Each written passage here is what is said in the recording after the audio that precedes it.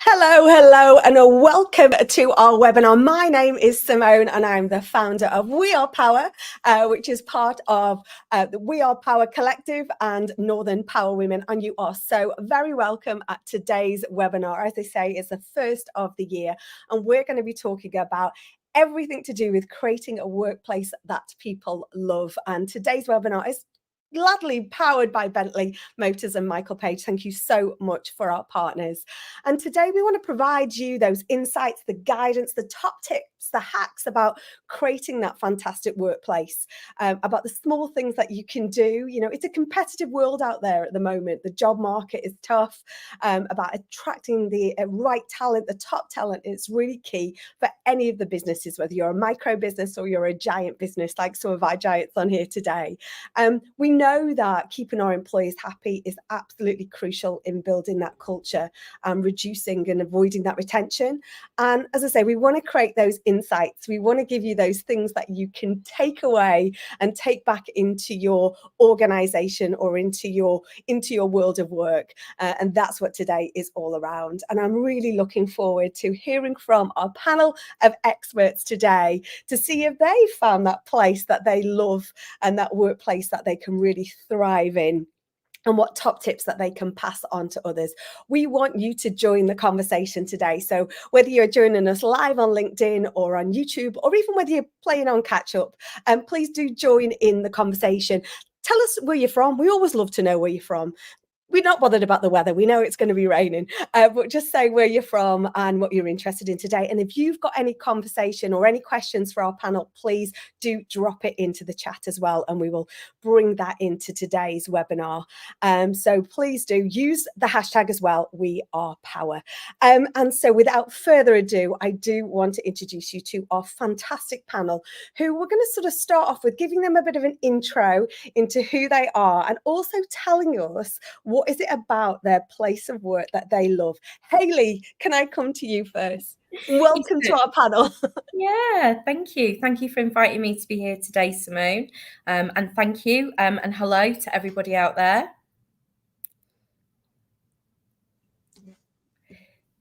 Can you hear me okay? Yes, absolutely. Good. Okay, so my name's Hayley. I work in HR at Bentley as head of culture, talent and reward. And what I love about Bentley, you'd expect me to say the product, and it is really amazing. But actually what I really love is all of our people. Can't do anything without people, can we? It's at the heart of everything that we do. I run this is a micro business here that we power everything that we do from, and we can't do it without our fantastic team. Dan, thank you so much for joining us today. Tell us about you and what do you love about your work? Yeah, sure. Yeah, thanks again for inviting me on. So I'm Dan Eaton. I'm one of the directors here at Michael Page.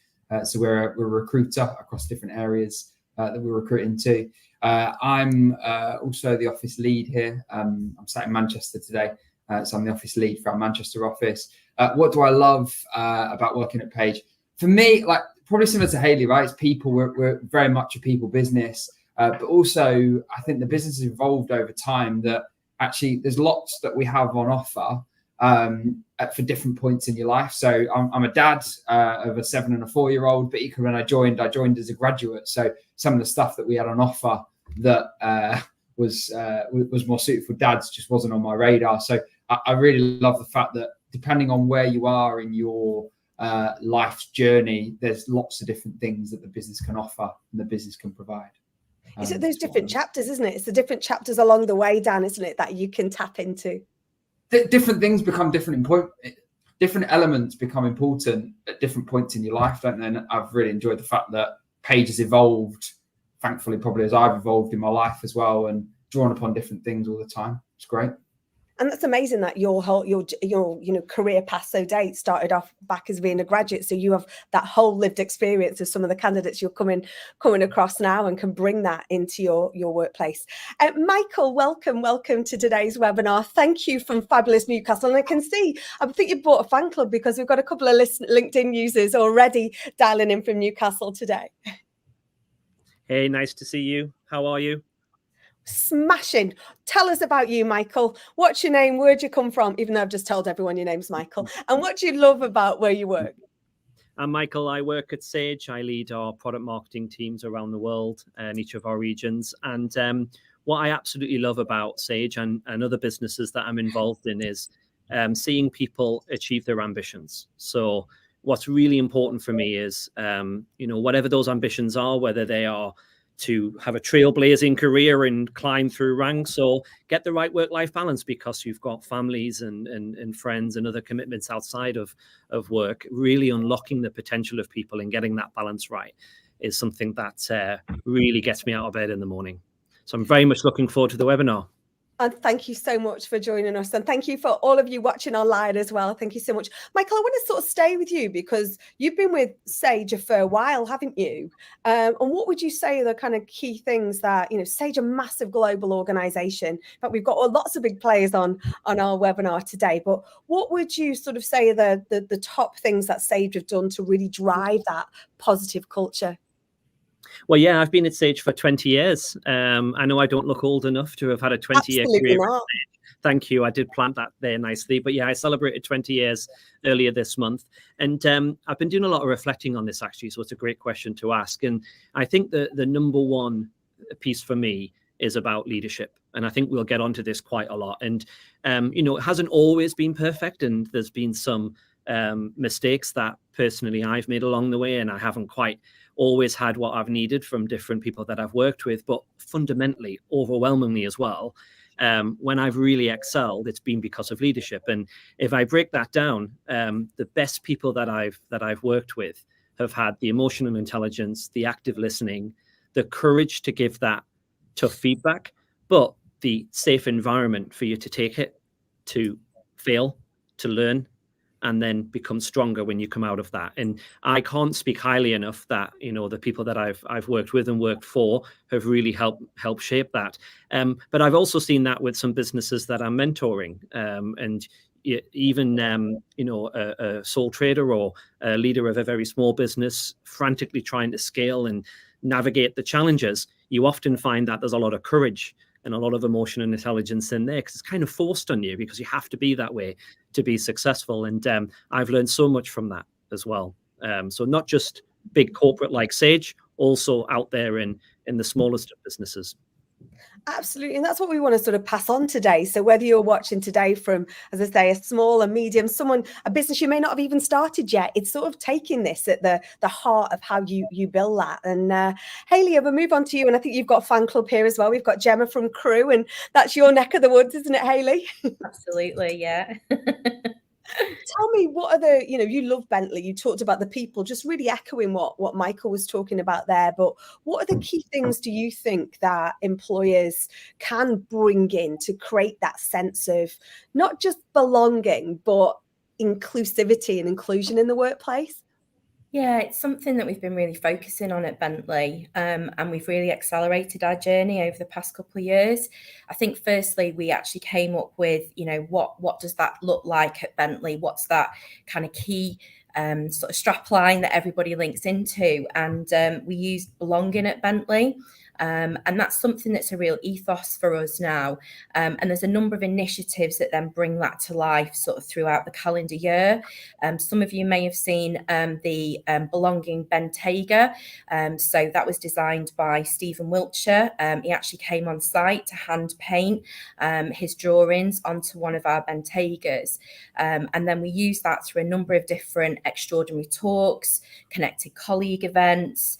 We also linked it to we took some Bentleys to Alton Park, and inclusively we invited all of our colleagues to come along and actually experience driving a Bentley. So, through our wonderful products, with very much a lens of inclusion consistently throughout each of the different initiatives that we do, we bring it to life for people and really connect them into that belonging at Bentley journey. I think that's really interesting, actually, because it's almost like it's bringing that. Michael talked about courage. You're now bringing creativity in it. So Dan, no pressure. We need to bring a C into this again somewhere down the line. But, there's something around it. It's not just, I think this is the really, the conversation today about that inclusive workplace is not just doing that policy, following that thing, doing this. It's really important, and it's really tough out there, and competitive marketplace out there for talent right now, isn't it, Dan? You know, you will know across your clients across Page World that, you know, how difficult it is to get the right talent into businesses. But, you know, we've talked about courage, we've talked about creativity. What else do you think that organizations, or what are you seeing organizations do to not just attract that talent, but retain that talent in this market? Yeah, I mean, it's a huge topic, isn't it? And probably something that lots of people have been talking to us about over the last couple of years, because the job market has been absolutely crazy on the back end of COVID. I honestly think, and I can't really link this into a C, I'm really sorry. I'm trying to, as you said it, I was trying to think. I think a big part of it is understanding, as you say, Simon, whether you're 2 people or you're 2,000, is understanding what does your workforce want, and trying to understand, well, what does your retention look like at the moment? Why do people join your business in the first place? Because I think there's lots of businesses that spend a lot of money and a lot of time looking at attraction and retention and trying to find top talent. But I think unless you know what you've got currently, why people have joined, why people have stuck around, to the same extent why people go on and leave your organization, it's really, really hard to then implement an effective strategy, because you could pick something that someone locally does, which is great, but it's probably great because it works for them and not necessarily for your organization itself. So I think there's some talk about kind of some top tips. I think being really clear on what is your EVP, I think is a really good start. Understanding, you know, once you understand what your business is about, well, going out there and talking on the attraction side, talking to potential employers or employees about your EVP, you know, what you're about, what your values are, what your proposition is, what your reward, what your recognition is about, what's your ED&I strategy, all those kind of stuff that is really important about the organization, making sure that that becomes a big part of the shop window when you're looking for a job. Because that is a huge bit that it's not about money a lot of the time, as much as a lot of people think it is, and recruiters probably fall into the trap sometimes of being accused of trying to talk up salaries and all that kind of stuff. It's very, very rare people will move solely for money. I think there's a lot more that goes into why people choose to leave an employer and why they would be attracted to another employer. So I think just being really clear about what you're about, talking about it, over communicating to the external market, but also internal, you know, talking to the people that you've got about why it's a great place to work, what can we do to make it better. I think that's a understanding, I guess my point being, understanding why people stay and why people joined is a really, really valuable place to start. The amount of people that come to us as recruiters and say, I'm looking for X, Y, or Z, and actually, like, well, your current employer provides that. You just may not know about it. Like, go away and have a conversation with them, because all that will happen is you'll go through a process, you'll come to hand your notice in, and they'll say, oh, we've got that. You just wasn't aware that we can do this over here, and we can offer that progression, or we can offer that development, whatever it might be that's important to the individual. So I think talking about it, shouting about it, and understanding about it is really important. And you know what? As you obviously planned in that, Dan, you came up with not just 1 C, but 3, because it's about, obviously, it's about the clarity, isn't it? You talked about the clarity of what it is. If people can't see it, you don't want people to suddenly leave and then go, oh, I didn't know you did that. So it's giving the clarity, communicate what you do, and count the reasons why. How about that? 3 for 1, Dan, without even knowing. So Hayley, we're talking about talent, aren't we? We're talking about talent. It's something, you know, you straight away came on, and people is all you know, all about what you do. And we've just talked about the creativity that you've done in communicating that sense of belonging and inclusion in the workplace at Bentley. But talk to us about some of that innovative recruitment practices that you've done to ensure that you get, you know, the right fit, and the right fit works both ways, doesn't it?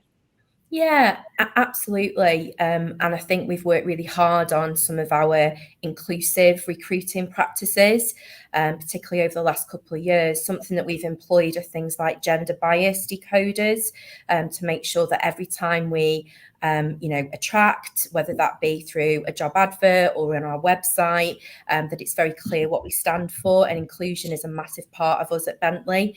And we want to make sure that that's really clear to everybody that's thinking about coming to join us. I think as well, it's about having those stories. So making sure that, every time we communicate both internally and externally, we're showing these really good stories of what an inclusive workplace we are. And we do that quite a lot through LinkedIn and starting to do that through other mediums as well. We're talking about TikTok and things like that. I've asked my teenage son what he would look at, just to make sure that I'm on the right tracks. But I think as well for us, it's about having some really credible partnerships. We do a lot of things. I've mentioned the Stephen Wiltshire.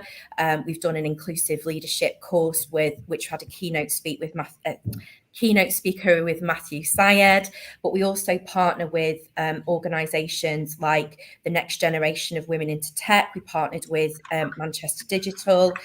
We also partnership with the Multicultural Apprenticeship Alliance, my G work with the LGBTQ+ community. So I think it's really important for those of you out there, as you say, whatever size of business that you're in, these are organisations that are set up to support businesses, to enable those links within each of the different communities that we have. And for us at Bentley, a kind of traditional engineering manufacturing organisation, we really want to make sure that we tell these stories, and that will further enable our belonging at Bentley. Thanks, Hayley. And Michael, just sort of taking it back again, you've been a mere, did you say 2 years? Not 20, surely not 20. I'm just reinforcing that, Michael, for you. What is the first thing that an employer can do? Like you talked about, whether you're a business of two and Dan talked about, or whether you're a big business, what's one of the first thing that you think employers should do to really promote and support work-life balance? About, aside from it just being a policy, this is our work life or our flexible policy. How do we really kind of, like Hayley says, how do we really build that story in to when people first start? Where's that starting point? Because there's no rule book with this, is there? You can't just get a kit out and go, right, here you go, I'm going to solve inclusive cultures in 45 minutes. I think three things as really practical things to think about with work-life balance. The first one is being really clear about burnout. So if you accept and believe that if you push and push and push and push, you will ultimately, first of all, have lower productivity and efficiency from the people that are working with you. And then ultimately that will lead to other knock-on effects, quality, people leaving, reputation. And often when you push hard, the people in your team who are able to give that extra time and energy at that point are the ones who will gravitate towards it. The people who might not be able to, for absolutely genuine reasons, they might be at their best with a different balance. Often they then become a subculture within the organization, and you become a little bit of kind of us and them within the team. And I've seen that a number of times, both in Sage, but also in some of the businesses that I've worked with. So number one, I think accepting that you've got to get the balance right. The second piece is one size doesn't fit all. So in my experience, you've got people who actually you want them to work less, because if they slow down and they think more, their quality will improve. You've got some people who need to spend less. You probably want to spend less time thinking and more time doing, because actually they're normally right. They don't need to think 10 times about it. They can probably only think 5 times about it, and they can go forward with it. So one size fits all, which is why the third piece, which I think is really important, and we talked a little bit about it with clarity and communicate with, and I can't bring this into a C, and I apologize, is having a regular rhythm with each of the team. And I can't stress the importance of this enough, which is when you get into a rhythm around, you've got certain rules about, will I mail you at a weekend, or will I leave it until Monday? It's a very simple setting on email, on Teams, about when to deliver messages. If I know that you're going to do 70 hours to get a project or something over the line, how do I store that as a leader and go, next time we have our regular one-to-one that we're having every 2 weeks, where we're talking about how you're getting on, do I then go, will you please drop that 7 hours into your time owed pot and take that when you need it, because I trust you to take that, in parts of the year or parts of the month when we're not going to be busy. So getting into the rhythm of having that regular one-to-one, being able to create that safe environment for people to openly share where they are with work-life balance, and using the effort and the ebbs and flows that people give when you want the work-life balance to be changing, if you can use that to reinvest into recognition.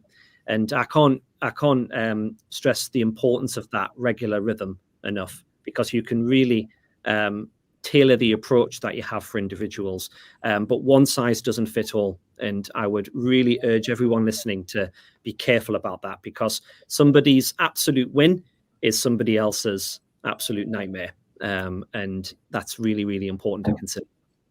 I love that. I love that whole, I think that should be on a pin badge somewhere, that have that regular rhythm. I think, because it's like you say, it doesn't, there is absolutely no one size fits all. I remember back in the day, I worked at Blackpool Pleasure Beach back in my earlier days, and you're trying to motivate sort of a call center team and a group sales team and a hotel team and an operations team, sort of really mixed. And, it's what is gold for somebody is not as precious for somebody else. And I think it's really appreciating that. And I think sometimes, I know as a small employer myself, sometimes time is the only thing that you can give and go, right, well, I appreciate, like last week, for example, we were over at Michael Page office in Leeds. Not only did we launch one thing, we launched 3 things, so you are mindful that the team are putting more, not just physical time in, but mental time into making it all happen. And it's putting that in, whether, that tailored approach, I think is it's almost like bespoke for each of your team. What, just sort of following on from that, Dan, are you seeing that in decisions that talent are making when they're making a decision which employer that they're going to work for? Are they looking for that sort of, is it still money focused? Is it less about money? Is it more around sort of that flexibility, agility, or tailored approach, I suppose? Yeah, 100%. I think the big thing that underpins all of it actually is more and more candidates are starting to look at and want more inclusive cultures within organizations. I think that's the key thing. And I think like work-life balance, or there was a thing recently I went to that Rebecca Renison at EY talked a lot about, which was around harmony. She's quite big on balance implies that you will find a space that you can get home and work to balance, whereas in reality it kind of never happens. And I've never been able to make it work every single week where they're in balance. It's harmony and understanding that. So yeah, definitely. I think candidates are probably, when I started, there was 2 or 3 key things that candidates would really look at. And there was quite a lot of similarities between candidates. Whereas now it really is, to Michael's point, quite individual and what's really important to that individual. And I think on the back of COVID, that has only accelerated in terms of perhaps the demands that candidates place on current or future employers. It is less about money. I think flexibility in terms of an individual being able to choose where and how they work to a degree is here to stay. I think we're seeing less and less of the 100% remote jobs. I remember the kind of death of the office being promoted. That doesn't seem to be the case, but certainly those organizations and some are doing that now, going back 5 days a week in the office, they're the ones that we really find hard to get candidates into, but also get them to stick. I think trying to find that balance between, an organization that will encourage work-life harmony and genuinely cares about it, because I think candidates see through that as well. That I talked about EVPs before, you could have really glossy, amazing EVPs, but unless you live and breathe those values, that Michael and Hayley both referenced from a leadership perspective, then candidates will just leave. And you can have a brilliant shop window and you can have a brilliant rhetoric about you as an organization, but unless you're actually living and breathing it, you won't retain the staff. So yeah, candidates are a lot, their due diligence they put into the next employer is huge now. And there's so much resource out there, on not just company website, but asking friends, asking former colleagues, Glassdoor, all those kind of things. A candidate now has got a great ability to get a really good snapshot of what that business is like.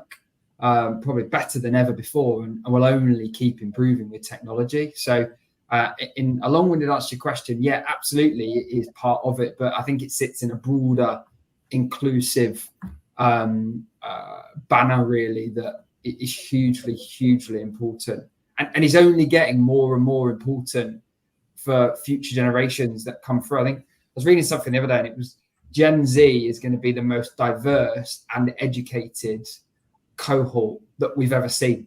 So, it's important anyway, but as those future generations come through more and more, inclusivity is higher and higher on their agenda. Just it's not only just the right thing to do, but if you want to future-proof your business, you have to do it ultimately if you want to continue to exist. And that's really interesting. It comes down to communication. I'll come to you in a second, Hayley. If there's anyone out there who's got any questions for our panel, please do drop them in the chat. You could say it's really tricky, isn't it, for organizations then, isn't it, to get that messaging right? So communication is key, really, isn't it? If we like, we talked about, Michael talked about sort of this tailored approach, and Dan sort of highlighted our workforce of the future, or our workforce now, and the future is kind of more selective because they can do more background because the world is so much open with data. But how can organizations of all sizes just communicate that to that population out there to help them sort of understand what align with the goals of your organization? Yeah, I think it's as you say, there's now inclusion isn't just the right thing to do. There's a business case for inclusion, which is really, really important. I guess, again, to share a sort of Bentley case study, this year we'll be launching our new set of behaviours. And within that, one of our behaviours is very clearly around inclusivity and this whole belonging at Bentley message. And, there's other messages around that as well. We have to deliver our results. We have to make sure that we collaborate together. We want to make sure that our people learn and grow on their journey. And for us at the moment, there's a huge upskilling. We currently sell very beautiful internal combustion engine cars. And over the next few years, we need to change that into the world of electric. And I think that also brings in another key message around sustainability. We want to be the leader in luxury sustainability, whatever that looks like in the future. And then that links into the what of what we do as an organisation. Bentley turned 100 4.5 years ago. And as part of that, we set out our Beyond 100 strategy. And that's our strategy into this whole kind of battery electric vehicle world, and what the Bentley of the future will look like. And I guess in the partnership, what we now have is a really solid strategy that we are now putting into place. And that's the what of what we do. We've got this set of behaviours, which is the how of what we do. And inclusion is very, very prominent within them. And we will do a number of initiatives as we launch these new behaviours into 2024. So it's actually really exciting, I think, as a colleague within Bentley, and something for you all to think about out there. It's like a really simple equation. You have the what through your annual objectives and appraisal meetings. The how, what our behaviours are and how they link into our culture. And the outcome of that is business success, but inclusive, sustainable business success is very much where we want to be. And I think taking everybody on that journey, it's not easy. I'm not saying we're perfect or we've got all of the answers, but we're really starting to put more thought into that because it is such a business case for future success. I think this really highlights, doesn't it? We keep sort of going back to that whole no one size fits all solution. And I think that there's a key in really learning from within. Hayley, you talked about learning, the reverse mentoring element of learning on TikTok. But Michael, how can organizations listen more to their employees, if you like? And I do feel it's that reverse mentoring approach at times to kind of really manage up and take ownership of what they're doing and feeling absolutely valued in what they're doing. I once worked for somebody who had 20 direct reports, and they had direct reports from really skilled professional crafts like finance leader, and a legal leader to more operational type roles. And I was astounded because they knew almost naturally the ambitions of all of their people, the learning styles and the way to communicate with them, right down to detail, even for me, about get a pen and draw on the whiteboard, let me walk through it and talk through it, and then we can probably make some progress, where somebody else would need to pre-read something before. That's the best way to get out of them. Knew about social ambitions, family background, names of kids, names of pets. And I was astounded because I watched this person, and after 2 weeks of working for them, I could not understand how they were so personal. And I could see how those conversations and one-to-ones that they had, they really were two-way. And two-way sometimes can feel like a business speak word. They were genuinely two-way. And it was not only the time investment, but that understanding built trust and confidence in a safe environment really quickly, which meant that when this person was trying to figure out, well, what do I now do with my performance ratings for the year? And I've got at the time we had a forced distribution curve. So we had to rate people, certain number of people really high, certain number of people low. How do I work through that? And you could see him working through feedback from people because he'd built that trusted connection. So when I kind of interrogated him and said, how do you keep all this information? And he showed me a little bit of paper, and it had 10 questions on it. And no matter how long it took when he first started leading somebody or working with somebody, whether it was one conversation or 10, he wanted to get to the bottom of these questions because it enabled him to have a personalized approach. So breaking that down to 3 things, understanding the individual, building trust as number 2, and then the investment of time. And even if you are a 2 or 3 person business or 10,000 business, the investment of your time and asking questions and active listening is probably the biggest investment you can make into people. And often that is the way that you get a sense of the feedback. Now, the obvious thing I'd say to the end, just to bring that to a conclusion, is you can't be all things to everyone. And this is really important for everyone to take away, because when you get to the point where you want to get work-life balance right, or you want to have different policies and procedures right, you want to unlock the ambitions of everyone, accepting that you're not going to be able to do everything for everyone and have a hyper-personalized approach is really important. But if you listen and you get enough of the commonality, you can get the balance right between what works for the business and its ambitions and what works for individuals and their ambitions. And 9 times out of 10, in my experience, when you marry those 2 things up, they work. Curiosity, Michael, another C in there.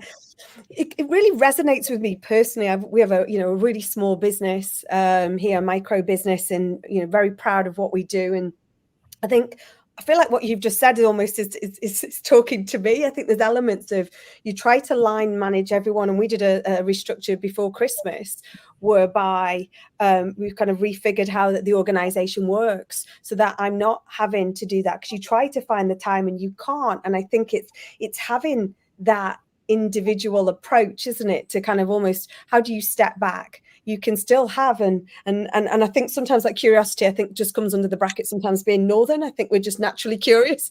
But I think sometimes it's that awareness, isn't it? It's having that personal awareness. And I think that definitely resonates in a business of this size as well. Hayley, I have a question for you. Bentley has a very broad type of workplaces and workforce. How does Bentley reflect that within their employee experience and offering? And that probably falls to you as well, Michael, within Sage, I would imagine. But if I come to you first, Hayley, and then our LinkedIn user can get 2 for the price of 1.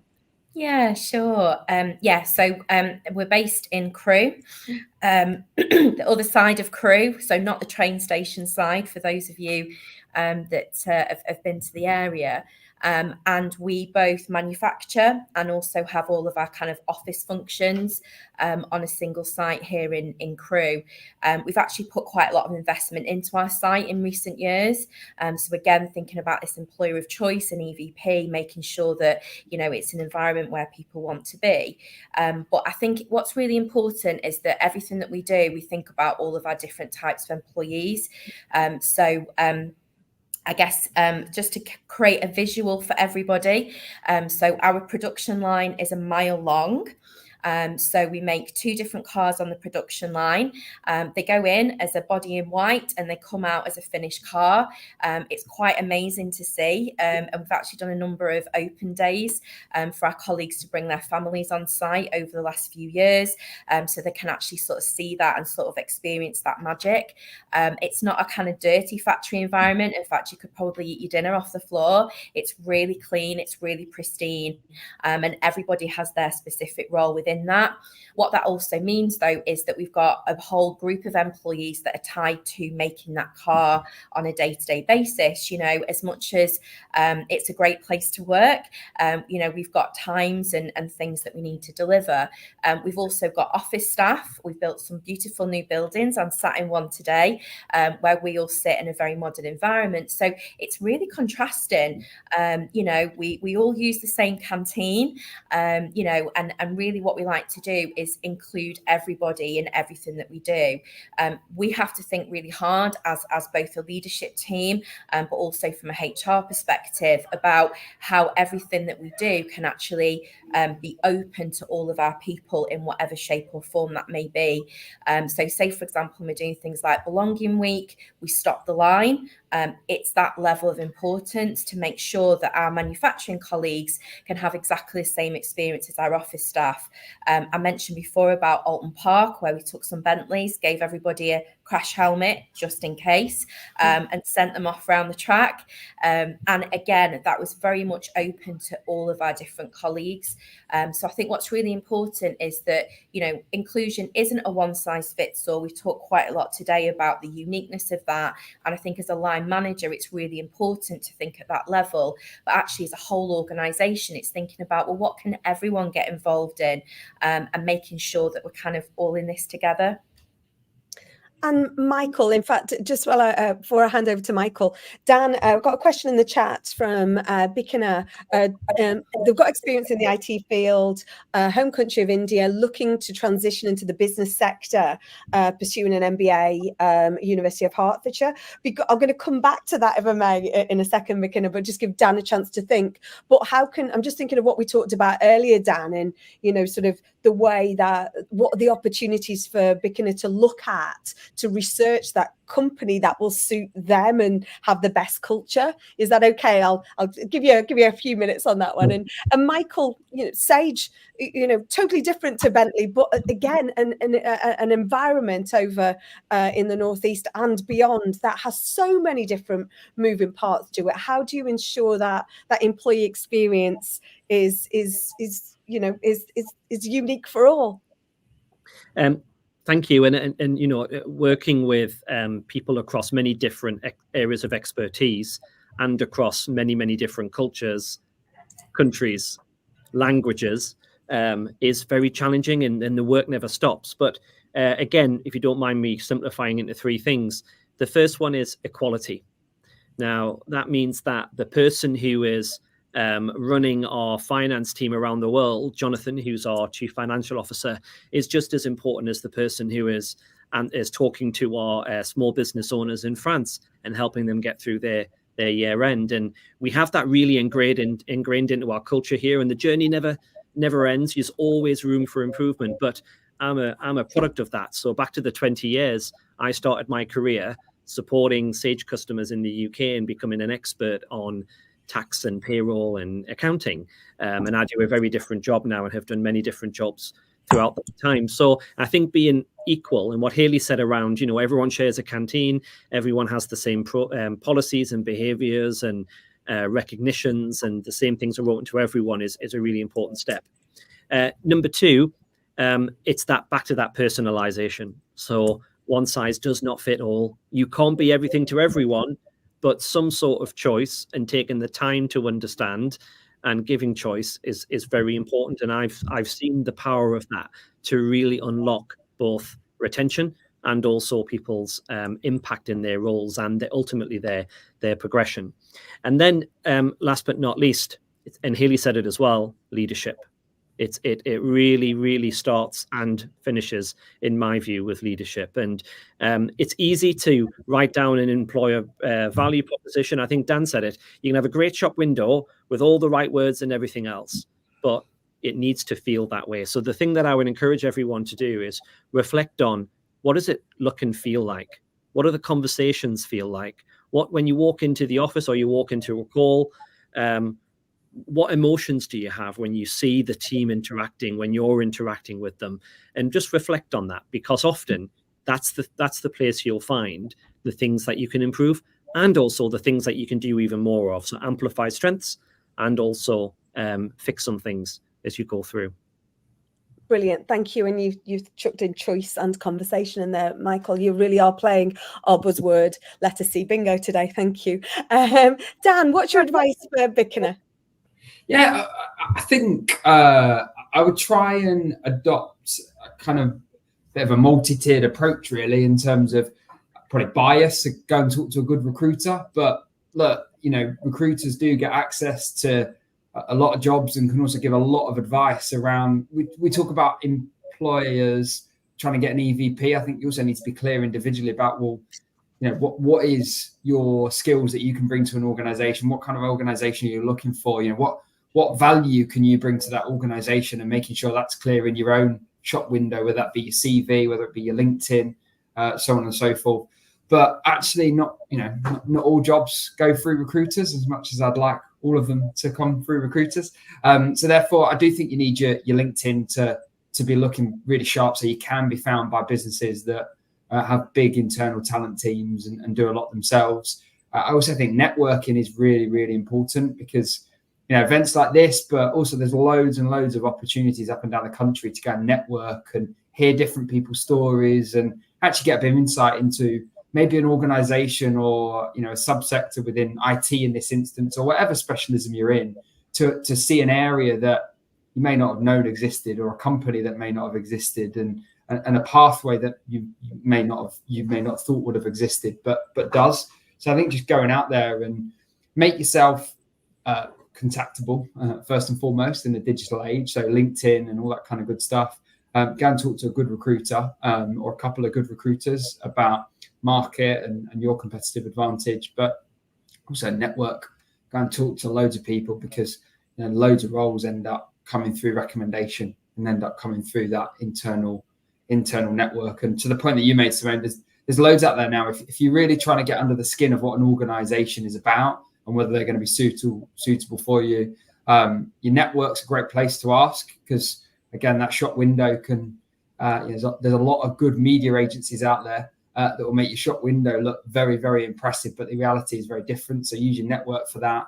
But you will get a flavour for what's being posted on their social media. And to Hayley's point, what kind of events are they doing? What CSR days are they doing? What are they really living and breathing their values? And Instagram, X, all those places are a good, if you've got a bit of time to invest in it, they're the good places to start to go and get a feel for. Bentley's a great example, right, of an organization that talk about their key values and live and breathe their key values. And that's clear to see when you talk to Hayley, when you go on Instagram, on X, all those platforms. It's really, really clear what they're saying is what they're living and breathing. So hopefully there's a couple of it. No C's in there, but a couple of bits in there. It's okay. It's all right. I think Michael's nailing them, to be honest, but it's all fine. And before we get into the end we're getting to the end of today's conversation. I want to come to each of our panel and ask them for what is that top tip. We talked about leadership having a real part to play, but what's that one thing that leader or influencer in a business can do in helping to shape that workplace? Because it's everyone's responsibility to be part of that culture. It has to come from the top down, the bottom up. So I'm going to come to each of you.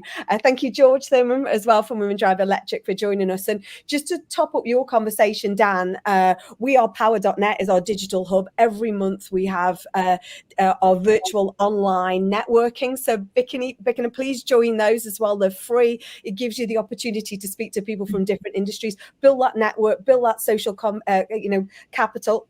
Be curious, ask questions.